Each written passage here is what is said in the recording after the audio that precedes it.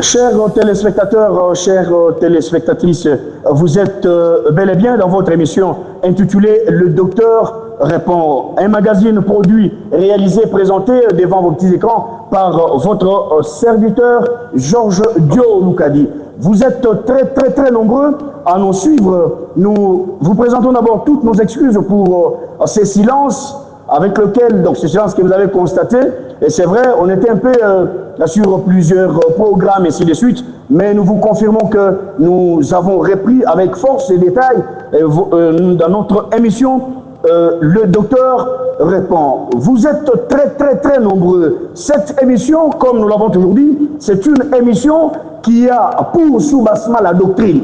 Nous parlons sur les différents sujets doctrinaux, donc c'est ça, et voilà, aujourd'hui, comme vous le savez, c'est le samedi, le 17e jour du mois de janvier 2026, nous revoici encore pour cette émission. Mais comme vous le savez, nous avons l'habitude de recevoir un homme de Dieu, c'est un habitué de cette émission d'ailleurs, il est déjà avec nous dans ces studios. Docteur Dadi Dan, quasiment responsable de l'Église des dieux, l'Assemblée à Rocarias. Karibou Sana, bonjour, mes meilleurs voeux. Bonjour frère Georges, très content de te revoir encore après un long moment de silence. Merci beaucoup docteur, merci beaucoup. Alors docteur, avant de commencer ou d'entrer dans le vif de cette émission, nous vous prions de recommander l'émission Entre les mains des dieux. Seigneur Dieu de grâce, nous te disons merci pour la vie, les souffles que tu maintiens en nous et cette occasion que tu nous donnes de partager ta parole. Nous prions Seigneur que tu bénisses tous les bien-aimés qui nous suivront, tous ceux qui en ces moments sont en train de donner leur temps pour écouter cette parole, que le Saint-Esprit nous aide, que le Saint-Esprit nous soutienne et donne un entendement spirituel. Au nom de Jésus, nous t'avons ainsi prié. Amen. Merci beaucoup. Dans le royaume des machines, nous sommes assistés par le technicien Justin Kwangindu et Christian Diemant, sans oublier aussi notre jeune technicien Isaïe Chimanga. Nous sommes là, vous avez une question, vous avez une préoccupation, une suggestion, une remarque. Notre émission où nos portes sont grandement ouvertes. Docteur Dadi, nous vous avons appelé pour une circonstance. La circonstance, c'est bien vous-même qui êtes ou qui en êtes l'auteur. Je crois, au mois de décembre fin décembre 2025, vous avez soulevé un thème qui fait déborder le vase et intitulé « La célébration des fêtes dans une église ».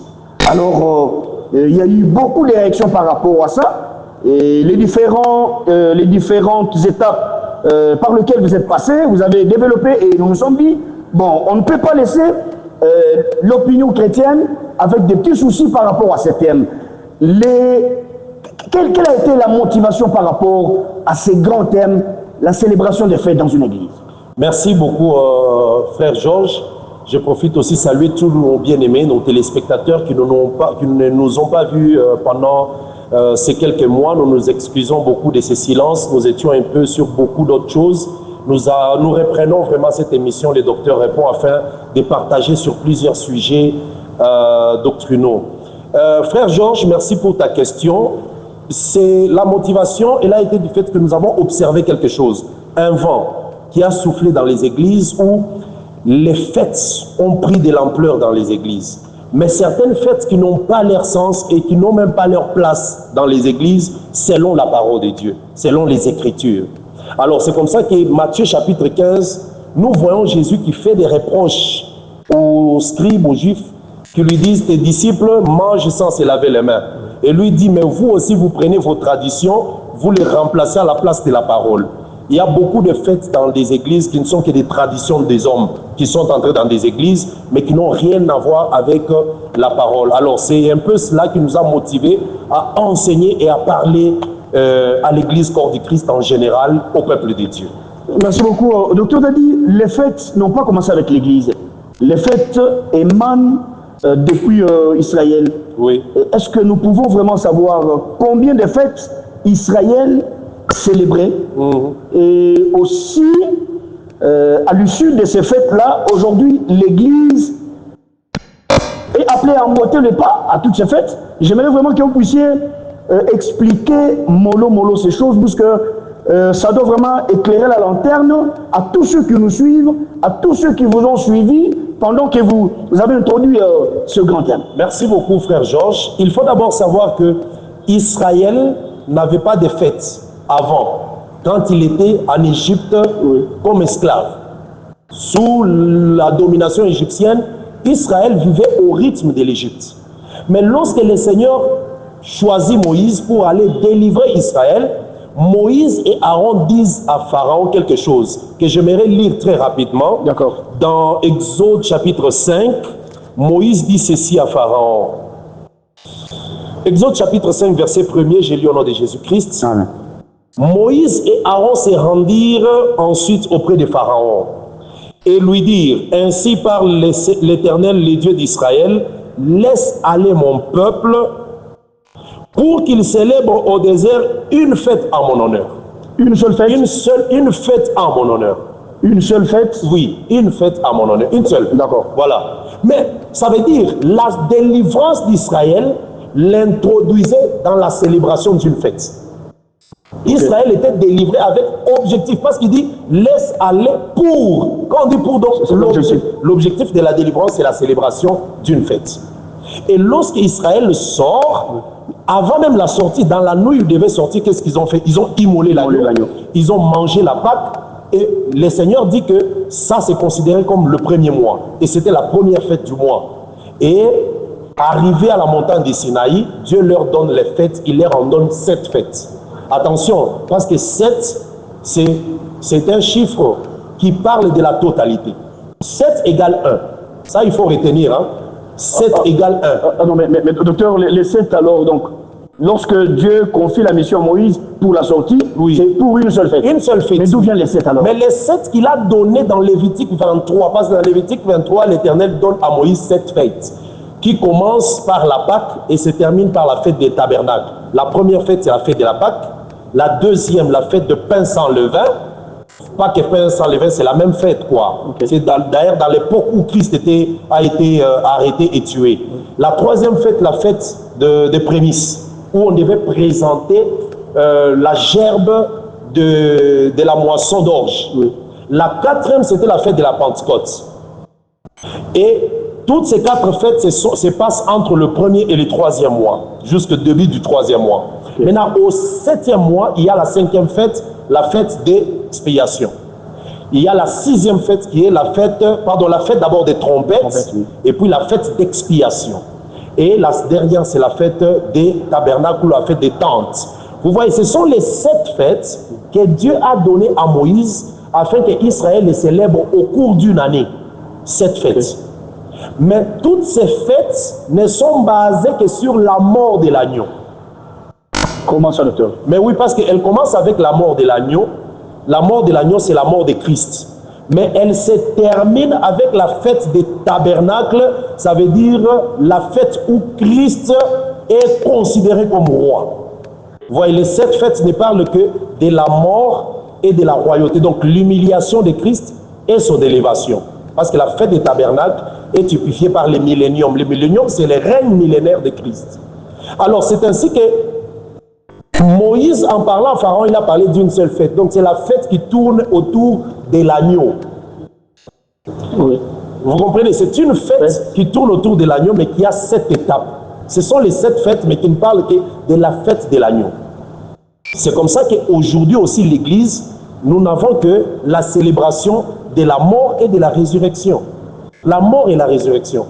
Donc, parce que la mort, c'est l'humiliation, la résurrection, c'est le relèvement. Oui. Donc, vous voulez dire que l'Église aujourd'hui ne peut jamais célébrer les 7 fêtes? Non, l'Église ne célèbre pas les 7 fêtes. Quelles sont les fêtes aujourd'hui que l'Église est appelée à célébrer? L'unique fête que le Christ a donnée à l'Église, c'est la Sainte Seine, pour commémorer sa mort. C'est l'unique fête dans l'Église. C'est l'unique fête.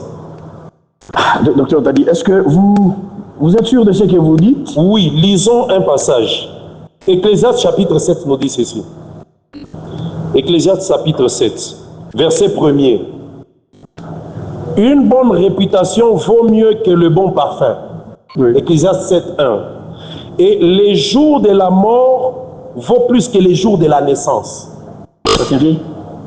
Ça signifie que Jésus, quand il est venu, il a dit dans les rouleaux, il est question de moi. Dans les rouleaux. Quand on lit les rouleaux, il est question de lui. Alors quand il dit le jour de la mort vaut mieux que les jours de la naissance, ce n'est pas ta mort à toi. Parce que les jours de ta mort, nous allons pleurer. Les jours de ma mort, vous allez pleurer. Oui. Mais les jours de ta naissance, tes parents se sont réjouis. Et moi aussi, mes parents se sont réjouis les jours de ma naissance. Mais ici, on parle de la mort et de la naissance d'une personne dont la mort est plus importante que sa naissance. On parle de Christ. Alors, la mort de Christ est plus importante parce que c'est elle qui donne le salut au peuple. Le peuple n'a jamais été sauvé parce que Christ était né. Le peuple est sauvé parce que Christ était mort. Docteur Dani. Si je peux évoluer un tout petit peu. Oui, d'accord. Alors, aujourd'hui, l'Église ne peut pas célébrer cette fête physiquement comme ça. Non.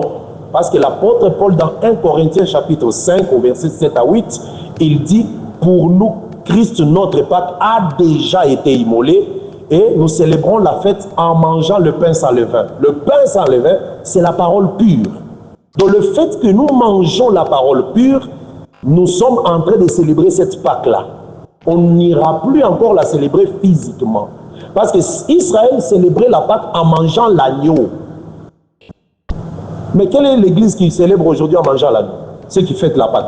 Aucune église. Aucune église. Comment ils fêtent la Pâque? Ils ont pris ces modèles-là où? Si c'est sur Israël, ils doivent immoler la Pâque le 14e jour, la manger, ou manger l'agneau. Donc vous voyez que ça ne sera plus physiquement qu'on peut célébrer encore cette fête. Voilà un peu ce que je peux dire par rapport à ça. Docteur, il y a plusieurs fêtes notamment que nous avons vues dans la loi et aussi nous avons vu ça dans la grâce. Le docteur a dit, lorsque quelqu'un fête, parce que c'est là même que je voulais vraiment qu'on commence par là, on prend d'abord une fête que nous avons vue dans la loi et aussi dans la grâce. Docteur, lorsqu'on fête l'anniversaire, nous avons vu Pharaon qui a fêté son anniversaire et aussi nous avons vu dans la grâce, il y a eu encore un anniversaire qui avait été célébré. Donc je vais un peu rectifier. Dans la grâce, on n'a pas vu un anniversaire être célébré. Il y a eu deux anniversaires que nous avons vus à cette époque-là de la loi. L'anniversaire de Pharaon et l'anniversaire d'Hérode. Oui, c'est là, la grâce n'avait pas encore commencé. La grâce commence avec la mort et la résurrection de Christ. Donc, parlons dans ce sens-là. Docteur, mais revenons sur l'anniversaire d'abord. Oui. Moi, avant que j'y entre, je voulais répondre à ta question parce que tu as parlé de quelque chose en dessous là. D'accord. Il y a ceci. Israël avait cette fête que l'Éternel a donnée dans Lévitique 23, du premier verset jusqu'à 40, quelques versets. Il y a les 7 fêtes dont j'ai parlé, donc Pâques, fête sans les pains sans levain, prémices, Pentecôte, expiation, fête des trompettes, ainsi que la fête des tabernacles. Vous voyez, mais dans la vie pratique d'Israël, il y a eu d'autres fêtes, mais qui n'ont pas de loi dans la célébration. Donc on ne retrouve pas la loi de la célébration dans la loi de Moïse. Notamment la fête, par exemple, de la mort de la fille de Jephthé, dans Juge chapitre 11. La fille de Jephthé, celle que Jephthé avait offerte comme offrande parce qu'il avait vaincu, ses compagnes ont commencé à célébrer, donc les filles en Israël. C'est ce que la Bible dit dans Juge 11. Il s'est levé une coutume où toutes les filles maintenant commençaient à aller pleurer leur virginité 4 fois l'an. Mais ça n'a pas de loi, il n'y a pas de loi par rapport à ça que Moïse avait donné. Et nous avons la fête de la dédicace. Jean chapitre 10. La Bible dit qu'on célébrait la fête de la dédicace et Jésus était en train de marcher là au temple. La fête de la dédicace, c'était une fête que les Juifs avaient instaurée pour commémorer la redédicace du temple qui a été profané dans les temps. Lorsqu'ils se sont battus avec les Maccabées, ils ont relevé ce temple-là. On a commencé à célébrer cette redédicace-là.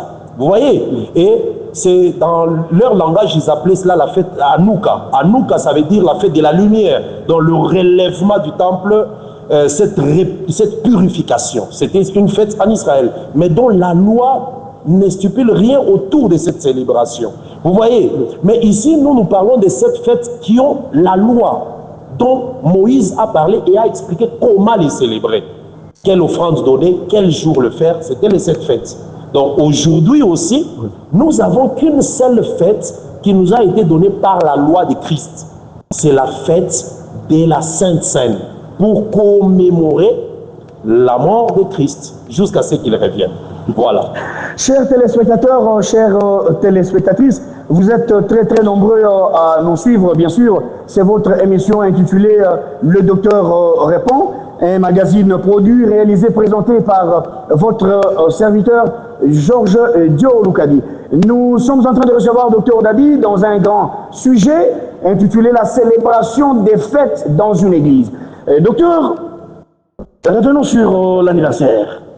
Moi, je ne vois aucun mal lorsque une personne, aujourd'hui, dans une église, c'est le 17, c'est un exemple que je donne, le 17 janvier 2000 ou 1000 quelque chose, c'est le pasteur qui se tient devant l'église pour dire à ses fidèles que voilà, je suis en train de fêter aujourd'hui mon anniversaire, où il annonce 2-3 jours avant, j'ai besoin de vos cadeaux à l'église. Je ne vois aucun mal dans cela. Les pasteurs demandent aussi les cadeaux. Oui, le cadeau, c'est ça, moi je ne vois aucun mal là alors. D'accord. Ici, je vais dire ceci. Dans les Écritures, nous avons vu Pharaon célébrer l'anniversaire, je pense Genèse 40, verset 20, où il célèbre son anniversaire. Nous avons vu aussi, je crois, dans Marc 6, oui, on va essayer de vérifier, où Hérode aussi célèbre son anniversaire. Oui. Mais attention, vous voyez, ces deux personnages ont célébré l'anniversaire avant l'arrivée de Christ même. Donc quand Christ arrive, il y avait déjà des gens qui célébraient les anniversaires. Oui.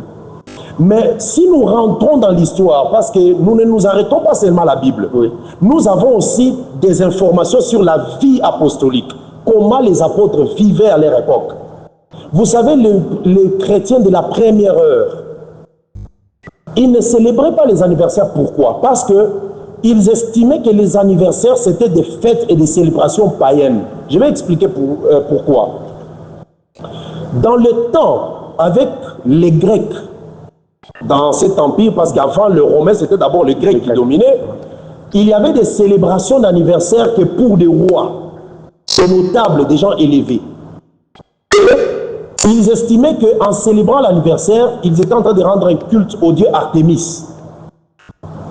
Alors, cette information-là, les apôtres et tous les chrétiens de cette ère-là se sont dit que nous ne pouvons pas entrer dans cette pratique parce que c'est une pratique païenne, les anniversaires.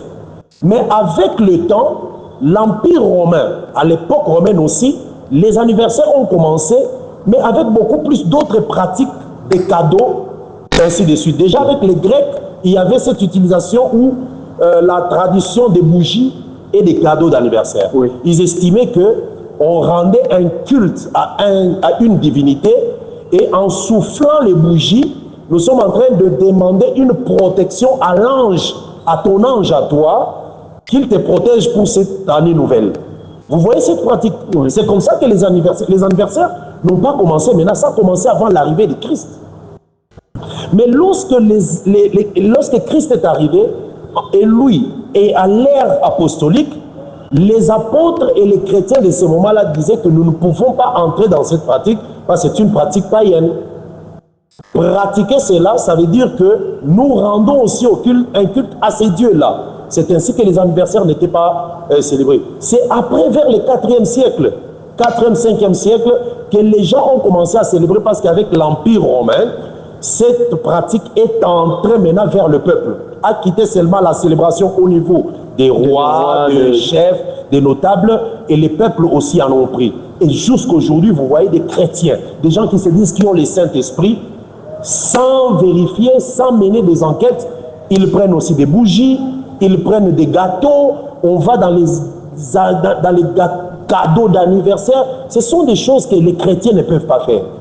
Et nous le disons pourquoi? Parce qu'après beaucoup d'analyses, de méditations, de lectures, le Seigneur nous a convaincus que ces choses-là n'ont pas de la place. Les chrétiens d'aujourd'hui doivent se référer à ce que les chrétiens du temps passé les faisaient. Ce sont des cultes, ce sont des vénérations qui n'ont pas de place dans la vie des enfants de Dieu. Docteur a dit, vous ne fêtez jamais votre anniversaire? Ah, moi j'ai arrêté parce que je prêche ça. Vous avez arrêté? Oui, parce que quand le Seigneur nous donne quand le Seigneur nous donne la lumière sur quelque chose, oui, on doit obéir. La parole de Dieu, on la respecte à genoux. Je ne fête pas mes anniversaires. Je glorifie le Seigneur le jour où j'ai une année de plus. Je dis gloire à Dieu, merci Seigneur pour une année. Vous faites des publications sur les réseaux sociaux? Cette histoire-là, tu as suivi ces émissions qui t'ont poussé ça, mes prédications qui t'ont... Oui, j'ai dit au peuple, arrêtez ces trucs-là. Même quand on dit on ne fête pas, mais on fait des publications, c'est en réalité une fête. Ce sont des fêtes. Docteur, croyez-vous que ça sera respecté à la lettre dans l'église où vous êtes? Non, pas seulement dans l'église. Nous ne prêchons pas pour une seule église. D'accord. Même nous prêchons pour les enfants de Dieu. D'accord. Non, le problème c'est quoi?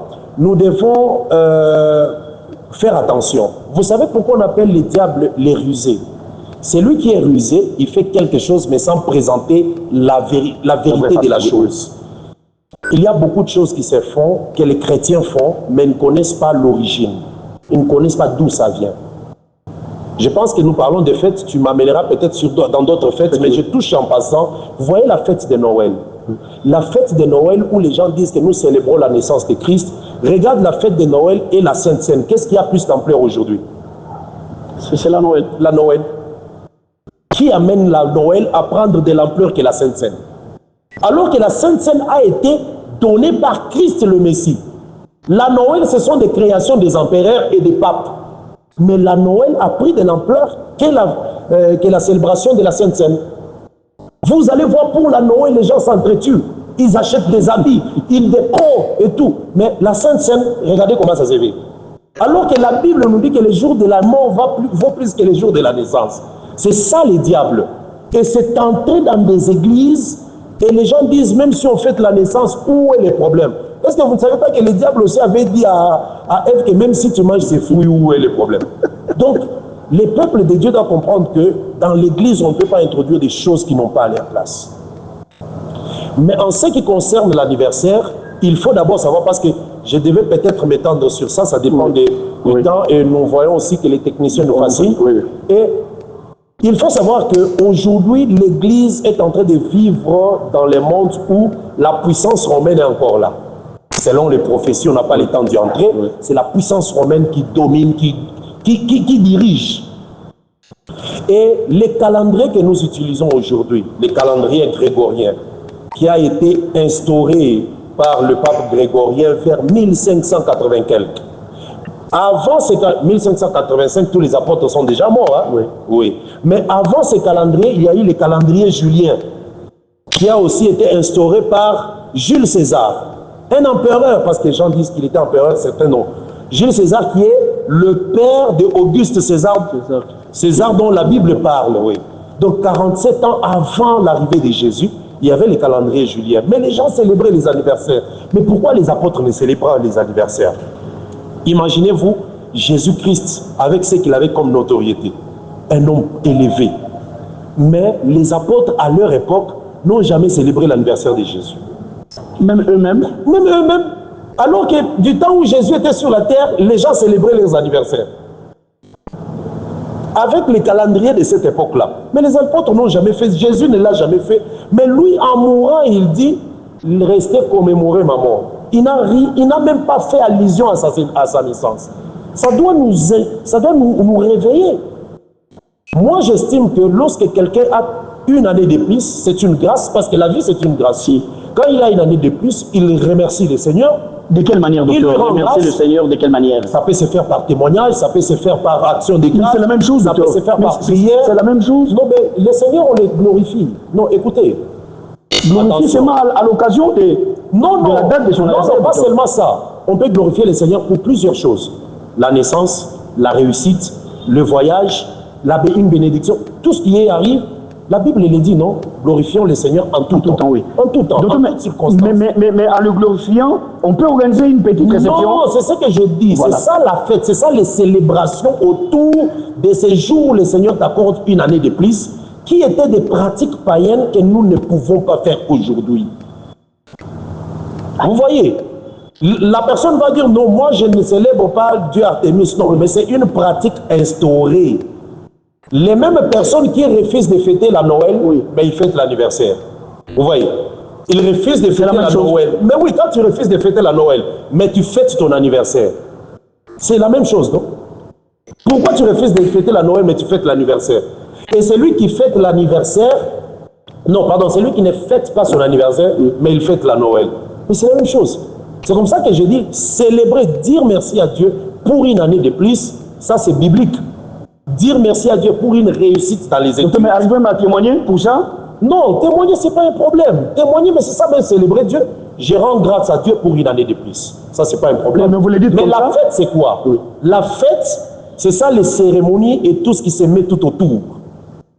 Acheter, donner des cadeaux, à un préparant pour la naissance, tout ça. C'est cette pratique-là qui était faite dans les temps, qui était cette tradition grecque et romaine, que les chrétiens, dans les premières heures, ne voulaient pas.